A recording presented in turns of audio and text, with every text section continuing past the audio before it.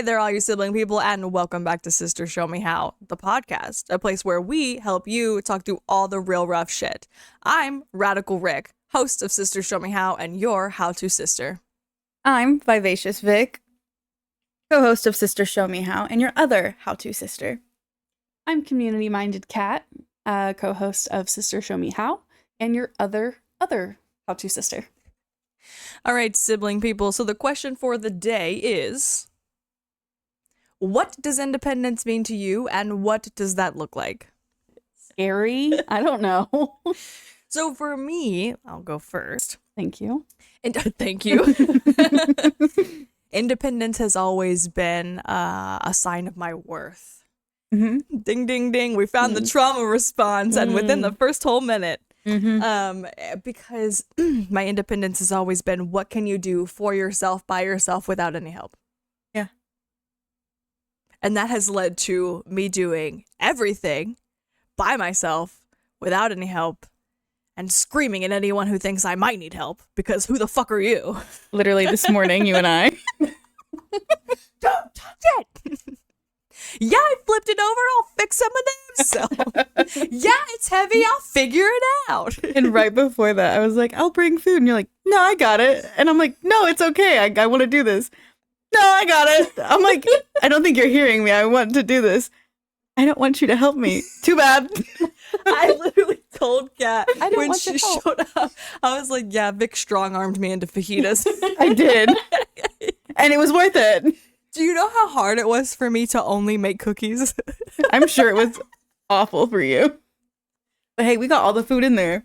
We do, and it's fine, and there's still snackage. Mhm. So it Some was beautiful fajitas, beautiful Beautiful. cookies, Yeah. beautiful brownies. Mm. Yeah, I'm gonna try one at the next break. I've been eyeing one, but I've been waiting for the appropriate time to like gorge my face. With your glass of milk. You have to, I'm gonna get another one probably. as you should. But independence. Yes. So what does independence look like to you? Independence to me was always something that it's changing now.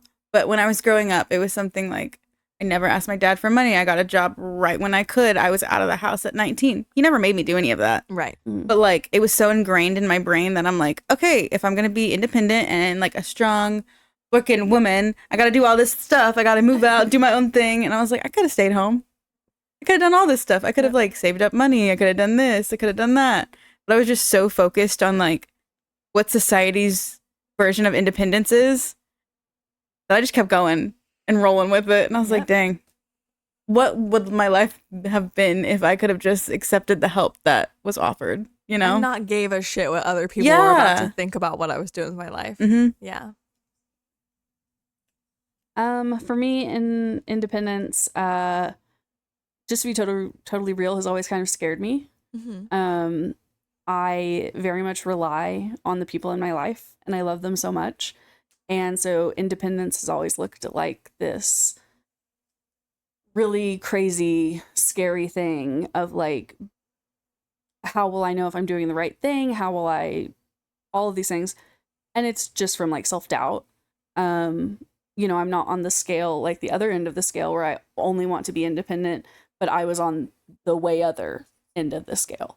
I didn't want to be independent at all. Right. I wanted my people around. I Mhm. wanted all of that. And finding the balance that lets you live your life the way that you want to and still have the community that you want, finding that spot is hard Yes. sometimes. Yes. Very hard. Yes, because there is a fine line between being dependent and allowing help and being codependent. And allowing help from others to be a crutch for you and allowing that to impede your growth. And on the spectrum of independence, it goes from hyper independence, which was my trauma response, and then codependency, which sounds like something you struggle with. Yeah. So we are on the full fucking spectrum today, We folks. are. So today we are talking about independence, or rather, the different types of all dependence. So what is it? Where does it come from? And is it actually good for you?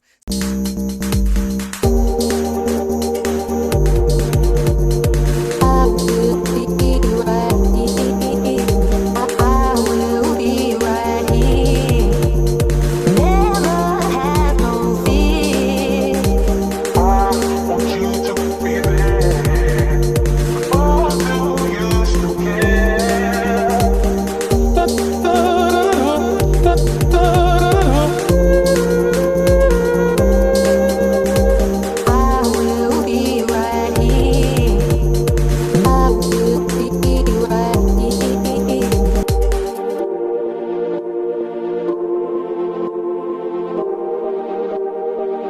So just to start a few things off, I've got some definitions so that we're all on the same page. Define independence. A noun, the fact or state of being independent. Wow, so helpful. I love when they do that to us. Very good. Thanks. Very That good. really explains it. Really, really on the head. So independent means free from outside control, not depending on another's authority, not depending on another for livelihood or subsistence. And then there's interdependence. It's also a noun, the fact or state of being dependent upon one another, a form of symbiosis. I want to state here that there are two types of symbiosis. So I should probably say symbiosis, to start off with, is also a noun. Symbiosis is an interaction between two different beings, can be two different species, but can also just be two individual beings of the same species. Doesn't matter. Living within close physical association, typically to the advantage of both.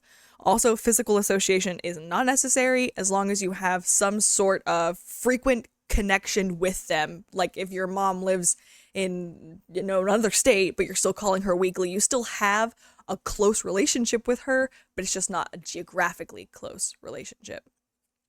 However, symbiosis can be two types. There is competition, which is the negative aspect of a symbiosis, and cooperation, which is the positive aspect of that. So our last little definition here, and then we'll stop playing school, is hyper-independent. The tendency for people in a liberal individualist society. That is hard to say. Liberal individualist. You did it really well. Thank you. I'm not going to say it another time because I will fuck it up. Crap, I have to say it another time. Is the tendency for people in a liberal individualist society, to see themselves as separate entities rather than as members of groups or collectives.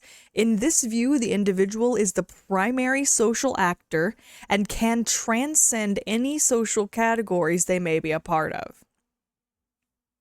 That was a lot. I swear it's all relevant. So what does hyper-independence look like? Hyper-independence is the extreme focus on the needs, desires, and rights of the individual over the collective community. It's taking the positive values of individualism, independence, self-reliance, and uniqueness to an unhealthy extreme. In hyper-individualistic cultures, the singular self reigns supreme. The communal ties of family, society, and civic responsibility become secondary. Fulfilling personal wants takes priority over the entire greater good.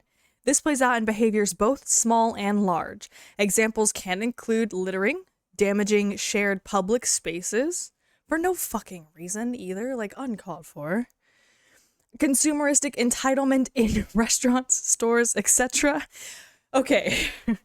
The one little thing I will go on is the phrase that we all hear, because anyone who's ever worked in retail, period, knows, what is it? The customer is always right. The customer is always right. Wrong. The rest of that phrase is the customer is always right in taste. Oh. Which means Yeah.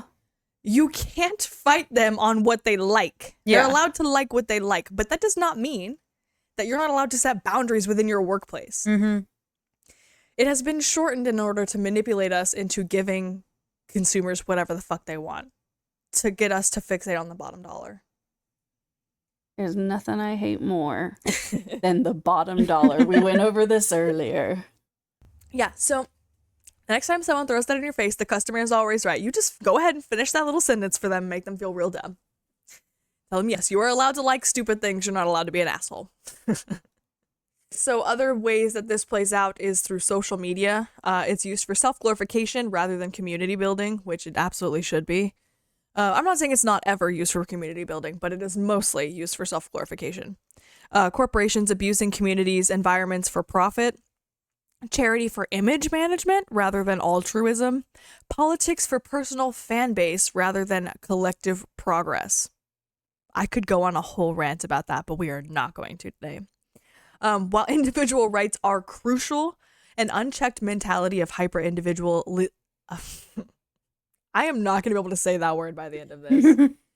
An unchecked mentality of hyper-individualism leads to societal breakdown. When you don't give a shit about the people around you and the people who live in your society, guess what? They don't give a shit about you either, and then the society breaks down because no one cares if society is upheld because I don't care about you and you don't care about me.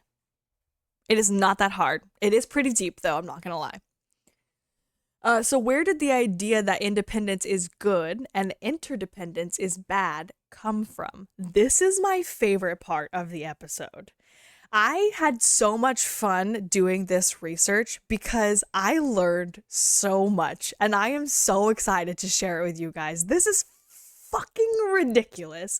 I always had a conspiracy theory, if you will, that everything was connected, but this proved it for me.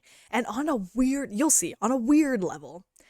Okay, so how did our fixation on hyper-independence is actually quite ableist? And this is how I found out.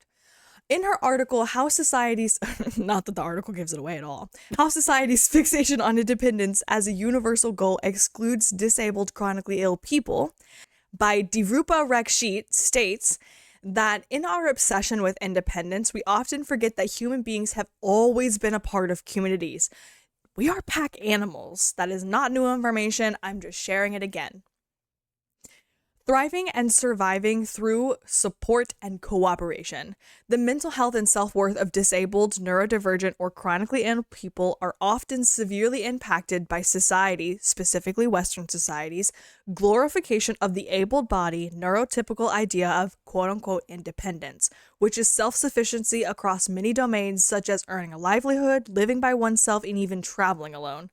Rather ironically, in striving for independence as a universal goal, an individual's rights to independently choose how they want to live their lives is completely forgotten.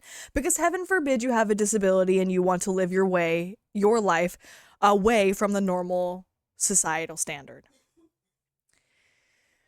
She gives an example of a woman who lives with fibromyalgia and is in too much pain to finish cooking her meal after prep work is done and goes to bed hungry. This is social conditioning to aspire for independence often pushes people to burn out in a bid to achieve it and consequently not feel like a burden to others in this hyper-independence preaching ass world.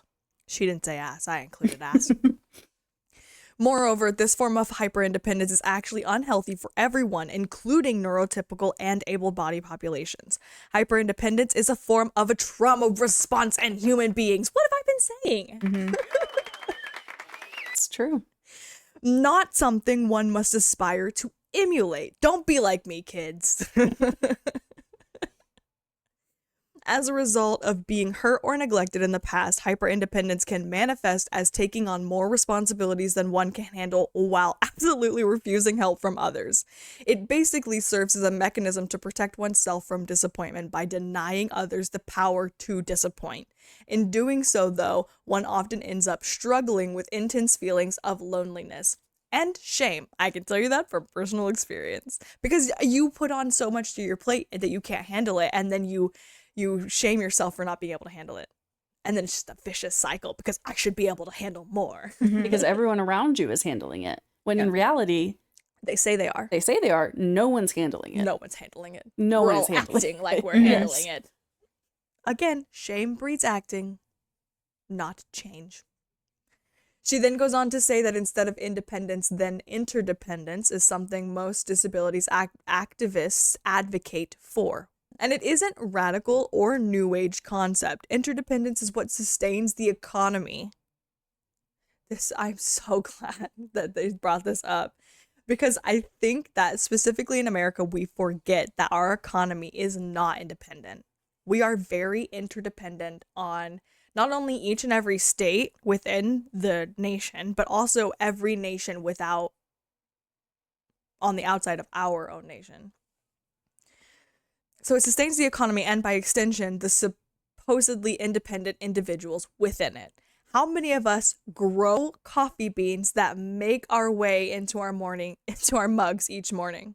Do we know how many writers manufacture the paper they write or build the laptops they type into?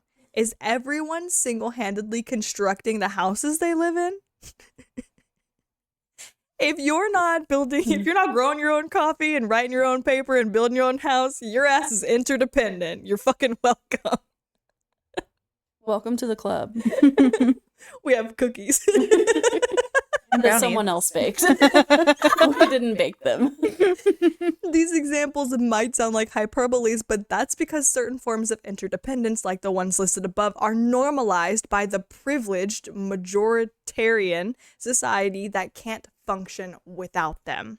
So the point is that we have made some interdependence normalized and others demonized. And that's where the problem comes. The problem is not independence. The problem is not interdependence. The problem is the fixation on either one as an isolated event. Absolutely. Preach. Amen. So, hyper-individualism rooted in politics. This is where shit gets fun. The rugged individual is a lie to sell 10 nuclear families, 10 hammers when a community only needs 3. Anonymous quote from anonymous person that I do not know. I loved that. As soon as I read this, I was like, yeah. That's how capitalism dips its little toe into independence. Is they make us think that we don't need our community, we don't need to borrow from our neighbors, and that we need everything on our own.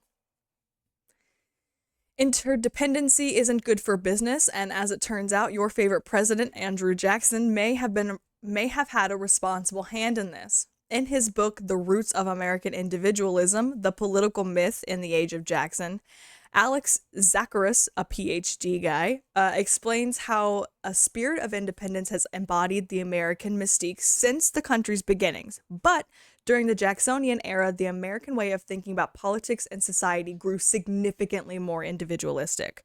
The book primarily focuses on the Jacksonian America, roughly from 1820 to 1850, which was like 200 years ago at this point. So it's just amazing that this is still affecting our culture.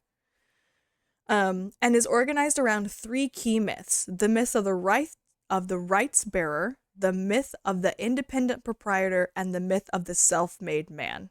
It explores how these ideas were used in political argument and helped shape American political thinking.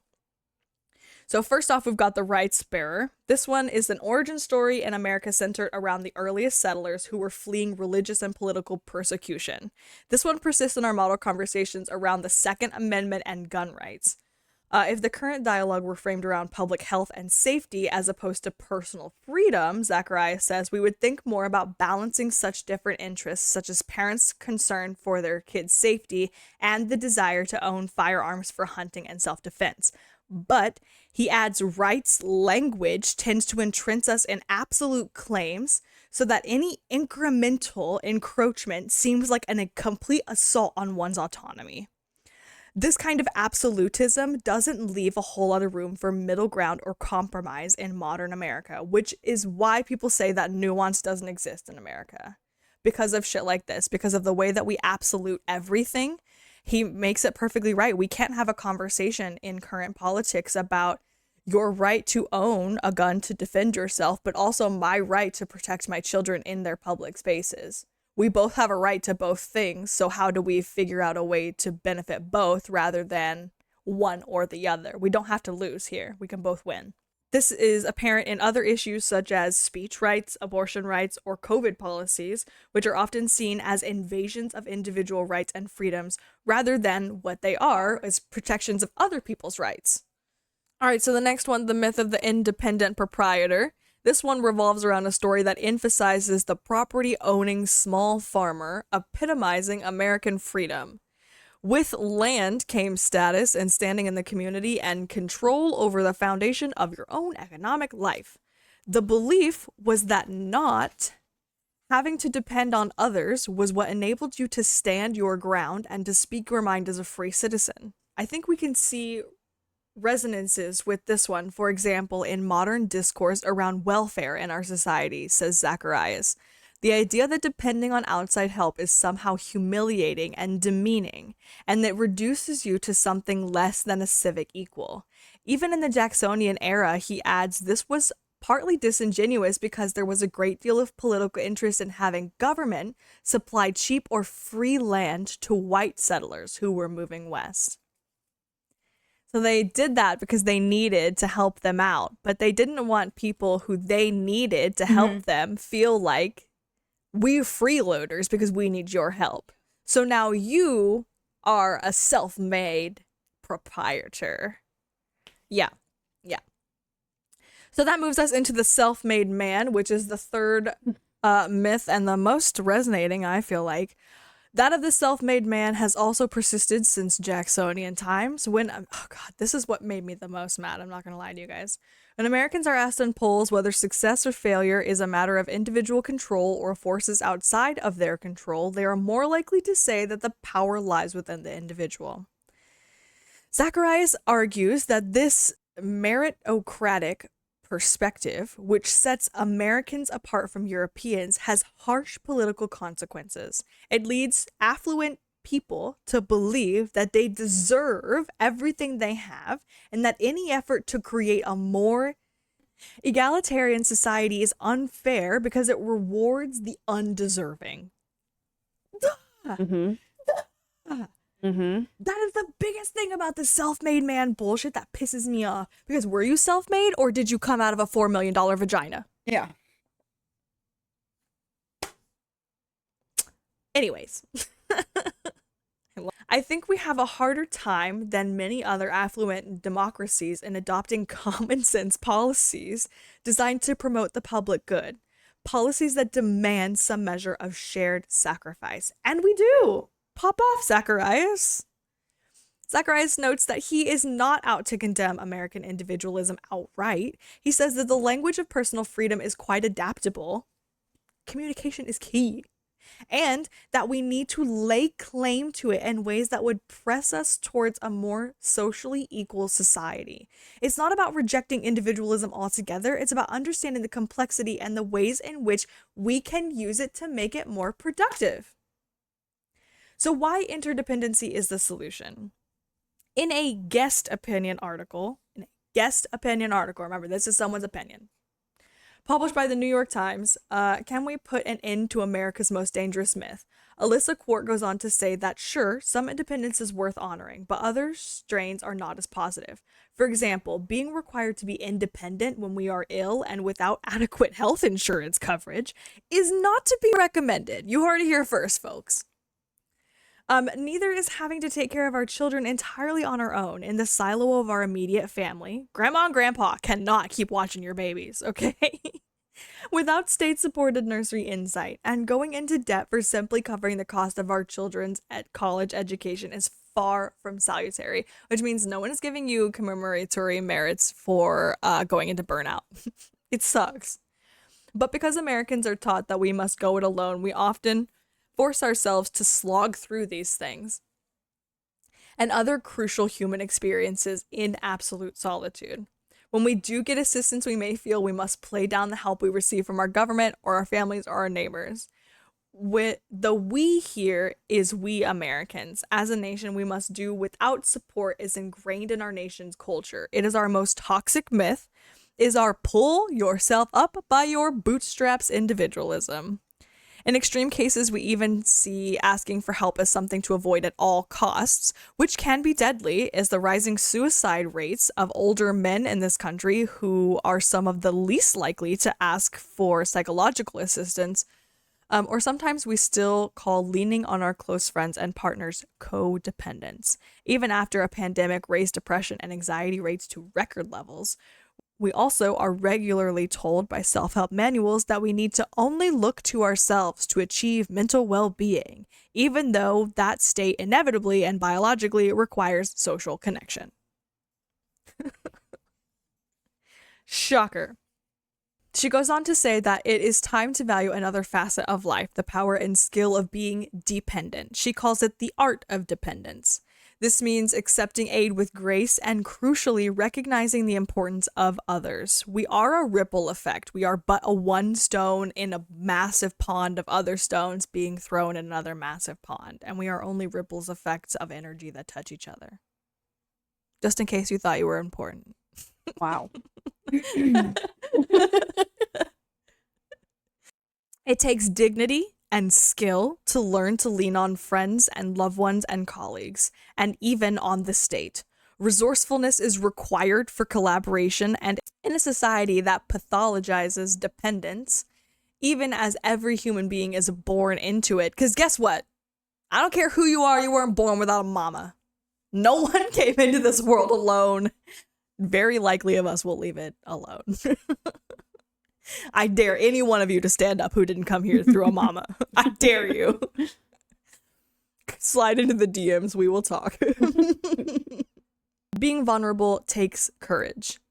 Recognizing the art of dependence also means properly acknowledging how most Americans actually live. Some 25% of adults in the United States have some type of disability. More than 56 million Americans are enrolled in Medicare. In other words, tens of millions of us are dependent in some way on assistance, needing support, be it physical or mental or spiritual, or even making your way through complex forms of unemployment money or financial student aid, is a part of engaging with society. Indeed, asking for help and working with others demands patience, humility, and organization in some cases, and social skills in others. So it is a skill, you do have to work on it, but it's a skill worth having. Dependence is a form of connection and social cohesion. It brings us closer to others, which at this moment might be the very thing we all need the most. Again, we are not talking about codependency. I know that people like to bring that up because we like to throw around psychology terms that we really don't know, and every time we depend on someone, we call that codependency. But that's not what real codependency is. Real codependency is characterized by excessive emotional or psychological reliance on a partner, typically one who requires support on an account of an illness or an addiction. That is the most common case of codependency. That is not always the case with codependency. You can be codependent and only have a reliance on not being able to manage your life, and you rely on someone else to be able to do that for you. You're not an addict, you don't have a mental illness, you just can't get your shit together. That can be the case too. Psychology today categorizes codependency as a dysfunctional relationship dynamic where one person assumes the role of the giver, sacrificing their needs and well-being for the sake of the other, the taker. So if you are in an unbalanced relationship where you are always giving and someone is always taking, that is codependency. Addiction aside, again, it doesn't have to be involved. The bond in question does not have to be romantic. It can occur just as easily between parent, child, friends, and family members. Healthy relationships are mutually beneficial, providing love and support to both parties. Codependent relationships, on the other hand, are completely one-sided, casting one person as the role of the constant caregiver. By being caring, highly functional, and helping, the person is said to support, perpetuate, or enable the loved one's irresponsible or destructive behavior. Again, not limited to addicts and their families, can apply to any type of relationship so long as one party enables the unhealthy behavior in the other. That was the wordiest bit of research I have ever done. You did it though. So We got through it. thank you for listening to me. That was a wild ride. I greatly enjoyed doing the research, but now I would like to hear from you guys. What do you think now about independence, having heard all of that crap? I think it's a scam. End of story. Good night, Period. folks. It's actually something I talked to my mom about this afternoon, was how much shame she feels for living with me and me helping take care of her because she is sick. Mm. And it's like, she's like I told you guys earlier, she feels like she needs to be taking care of me. And I'm like, that's not how this works. I take care of you, you take care of me. We do it together. That's Right. how we live. Because I wouldn't be able to get through my life without you. Like, you help me with my daughter, you help me with the house. Like, we are a unit. We are a we are a community. We're a little family. Like, and it's like people just get so shamed for like anything these days, honestly, for like when it comes to that. Yeah, it's just crazy. I don't think that society's standards on independence is really what we need to be doing. Absolutely. Like you said. Yeah. Like, what the heck? Yeah. And I think you had a good approach to it too, saying that like by pointing out all of the things that your mother does do help you and the ways that you do benefit from her presence being there. Because it is definitely a give and take in your relationship. And hopefully it helps her to feel less shame, to realize like, yeah, she's helping me a little bit, but bitch, I'm helping her too. Yeah, I made her say got that. Her kid. I was like, can you for say you. that out loud? And she was like, she just sat there for a minute and I was like, I need you to like say it out loud so you can hear yourself say it. And then she said it and started crying. And I was like, Aww. you know, like, you don't have like, independence is like, it's a floater It's just term, an I guess. idea. It's just an idea. Yeah, Like, it's just an idea. And we make it whatever we want. Right. Honestly. Yeah. independence at the end of the day, Mhm. independence should only be your freedom to have your own thoughts, Mhm. your freedom to express your individuality in the way that you feel most comfortable, that Mhm. resonates with your being. It does not mean I will burn my candle at both ends Right. to make sure that your room stays lit. Mhm. That's not independence. No. That is self-sabotage. Mhm. That is self-destruction. And I think that that is easy for us to conflate with independence because obviously politics has shown us that, capitalism has shown us that. It is easy for people to profit off of our shame. Mhm. And when we conflate burnout with independence, it is easy for us to shame ourselves for not burning ourselves out at every opportunity. Mhm. It's an ass system. It makes me kind of think about when I was working in a medical office for a while, we would have people on, state insurance, Medicaid, who were either unemployed or chronically ill. We had a lot of people come in who, had been out of work for a decade at that point. It was so hard for them to talk about Yeah. what insurance they were on. I was like front of house, get your insurance stuff taken care of. The number of people who would explain to me why they're on the state insurance when it was like, it's nothing to me. Yeah. It's nothing to me. Yeah. Like, I'm just doing paperwork. It's all the same. Yeah. And the number of people who would feel like, well, I haven't always been on this and I used to work and it was just sad because it was like, you feel the need to justify why you need assistance to a stranger. Yeah. Yeah. I'm one person that you will see a few times. I'm the only one here who's going to know what insurance you have. I don't care. Yeah. But it is, I mean, especially like tied in with politics, I think. And, you talked about COVID procedures and things like that. I think it absolutely is true that Americans, we feel oppressed when some of our rights are,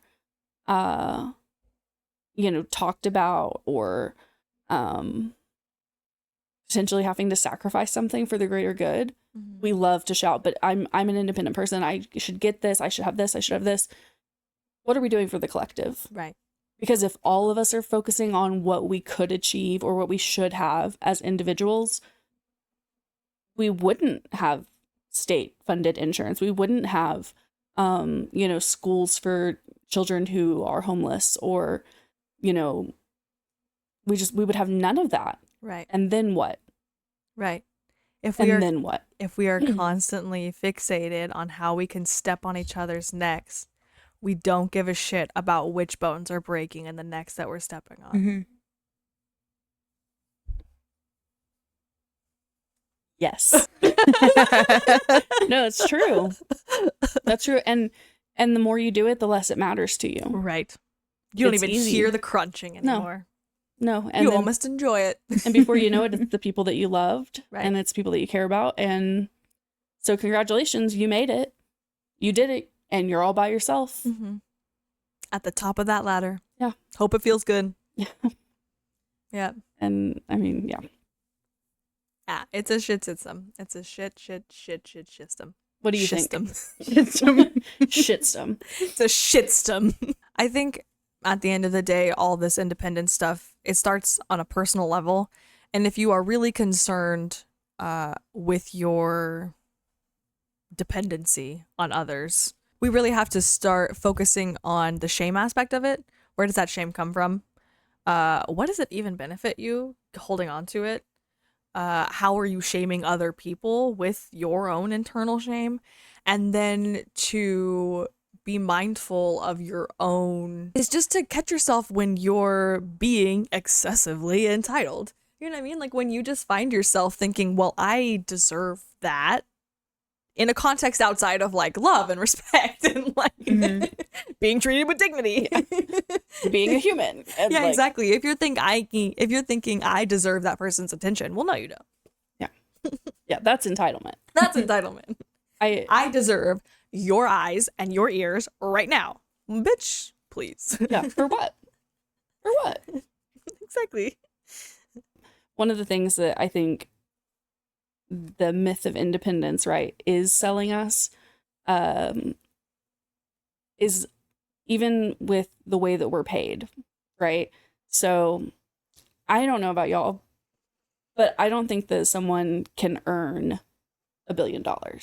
Right? I don't think anyone is doing so much to earn a $4 million salary, right? It's like when you're telling people who are working 2 and 3 jobs that they're earning that money, they're earning it. You know, they're at work more than they're at home. They're at work more than they see their kids. All of these things. Well, you earned that. You earned your retirement. Why is it based on earning? Because there's other people who are earning at a much slower rate. Right. And they're working just as hard, if not harder. There's people earning all of these things much quicker. Yep. Through coercion, through, you know, all of the, I don't know what word I'm trying to say, but all of the, you know, coercive ways. Exploitation. Exploitation that we do to get where we're wanting to go. Right. You can't earn that sort of thing. You're a person. You're a human being.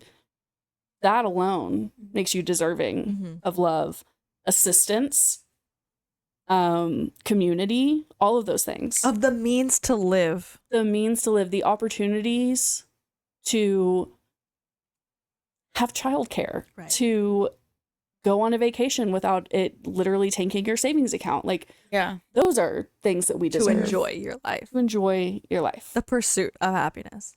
And instead, we pursue independence. Yeah. And then we shame everybody else who's not ready, who's not there, who can't. Or who isn't at our level of what we deem independence for our own being.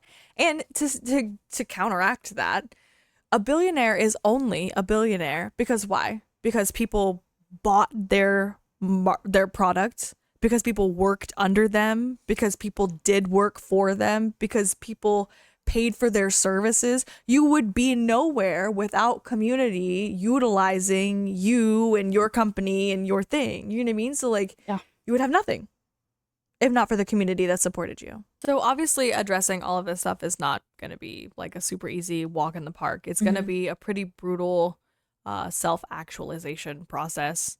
But my hope is that we will eventually be able to realign to a culture where the self exists in harmony with the concern for others. My utopia in a nutshell. Okay, so since we're talking about independence and all this other stuff, I think it would be fun for us to recognize our own dependencies on the world and to just check ourselves with a little reality snapback about how we are not as independent as we think we are. So, First things first, the most obvious: food, water. None of us are farmers. Yeah. No. unless you guys really want to tell me something right now that I didn't know about you. Nope. So none of us are growing our own food. None of us are making our own water. I tried and it didn't go in my favor. The carrots hard. were like, itty bitty. I was like, oh man. I thought they were going to be so big too. She said, I fed a worm. Yeah. Literally. But my herbs are going crazy. Hey, okay. Yeah, I tried, but it's hard. So I'm gonna keep trying. But then next to that, none of us built our own homes either. We don't produce our own electricity. We don't know anything about plumbing. What else? Kat, what about you? What are some of your personal dependencies? I mean, I think my biggest, aside from those two, the biggest, I'm going to say my car. Oh, that's a good one. Mm. I mean, I know a lot of people live in cities with really great public transport, but Not us. we do not. We do not. So until then, I'm going to rely on my car, which was made all over the world, probably different parts from different places. I'm going to rely on gas, which comes from a lot of different places. And yeah, everything, the tires, the gas, all the fluids and things and other mechanical. People who made the roads. Yes. Like I can't even begin to tell you all of those things. Yeah. So I think My car. My car's a big one. That's a good one. I think this ties well into like gratitude as well, because when you think about all of the hands that touched all of the things that you depend on so much, it really shifts into focus how much you do depend on your community. What would you do without your mechanic to fix your car? Cry. Would you walk? No. Whoa. God, no. Crawl to Walmart? Jeez, no. Then it'd be a ride share type situation, and then I'm thankful for them. It's another layer of gratitude. Layer. God. And Vic, what about you? What are some of your dependencies? My worst one I'd have to say is Amazon. Ooh. I don't want to admit it, but I will. She's dependent on Jeff Bezos. Jeffrey Part of the Bezos. problem. I am the problem. It's just so easy. You can just be like, I need party decorations. And it's at my door in like 24 hours. And I need to not put pants on while I do it. Exactly. I need to show up at my doorstep. I doom scroll on Amazon. Like, that's messed up. Come on. What do I want? Literally, I'm like, I'll just put it in my cart and then look at it later and be like, I don't need that. And then 2 weeks later, what was that? I saved that for later. Now I need it. Yep. I think now. Is Yeah, the time. and I do that every single time. So yeah. that's a really immediate one. It's like a little game in It your is. phone. It is. Didn't need it last time because I was broke, but now I just got paid. So I have money. I need it. I think I need a new polygel set for my nails. I was about to ask, what is that? Oh my god. I thought it was going to be easier and it's not. It fell off my nails immediately. I spent 4 hours on them and I was like, I'm Totally done. Worth it. I'm about to go throw this away. And that sucks. Yeah, Dude. it was awful. It sucks.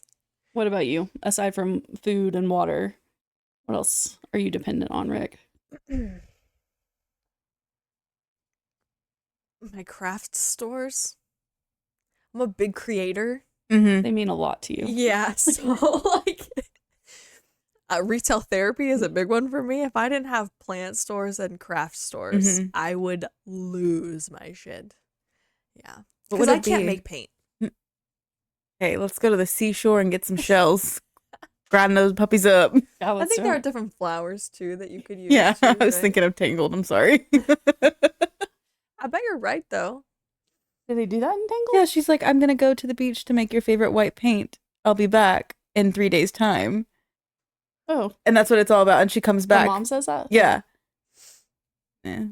I watch a lot of Disney movies, guys. I'm sorry. I love She said, Tangled. "I'm It's a very mom." cute. I love Tangled. I do too. I see the light. I love that one. I cry at every Disney movie ever. They know what they're doing. Inside Out too.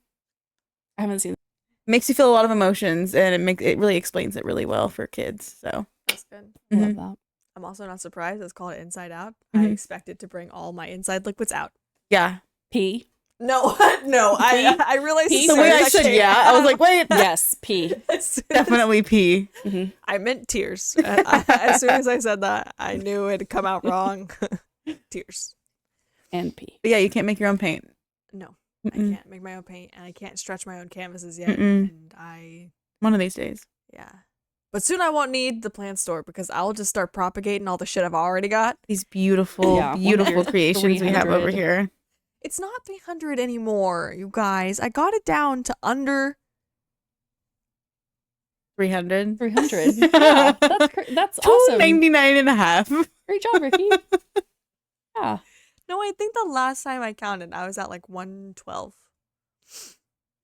That's not very impressive. Light I work. knew a girl who Exactly. had twice that many. Hi. It was me. It was Ricky. It was me. It was who she was 3 months ago. Totally different. Not the same person at Mm-mm. all. Nor. Could never be me. With that being said, my Slay. sisterly advice would be, at the end of the day, everything is about balance. We all need to be independent enough to think for ourselves, but interdependent enough to care about our neighbor. Mia Mingus once said, interdependence moves us away from the myth of independence and towards relationships where we are all valued and have things to offer. Interdependency is both you and I and we. It is solidarity in the best sense of the word. It is inscribing community on our skin over and over and over again. Mia Mingus is a fucking poet. I don't know if she's actually a poet, but that was poetic justice.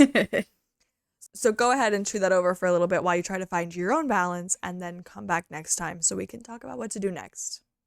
As for today, we love that you came to chit chat with us. Feel free to take what you need and leave what you don't, and join us in the next chat when you feel like it. Or take a break from all the talk and watch us on our DIY channel, only on YouTube. Don't forget to check out our social media for more how-to guides and bonus footage of previous episodes. And while you're there, tell us what's going on in your world. What can we do to help? After all, that's what what a a sister's sister's for. for. Bye, guys. Oh my god, you guys, we forgot to turn on the God fucking dang it. lights. Does it look bad without them? Yeah, I'm sure. No wonder it's not hot.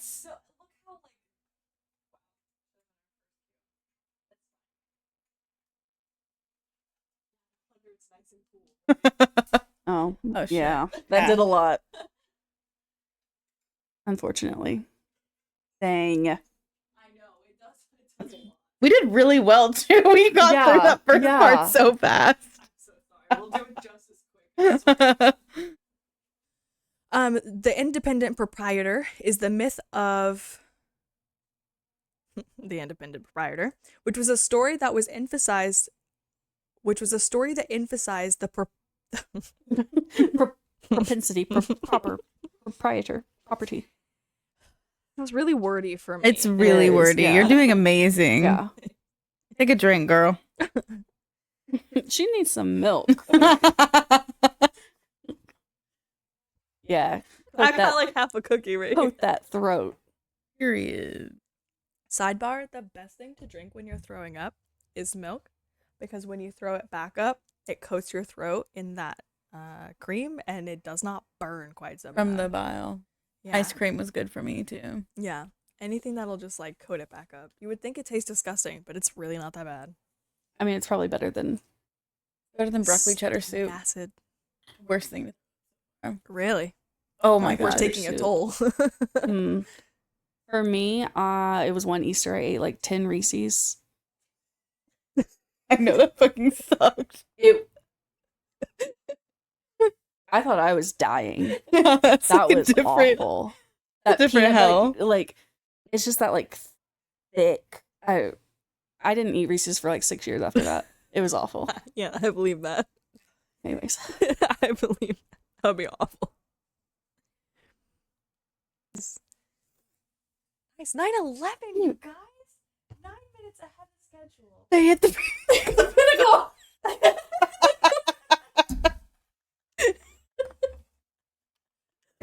God, we're such 2000s babies. What they expect from us. I'm just a girl.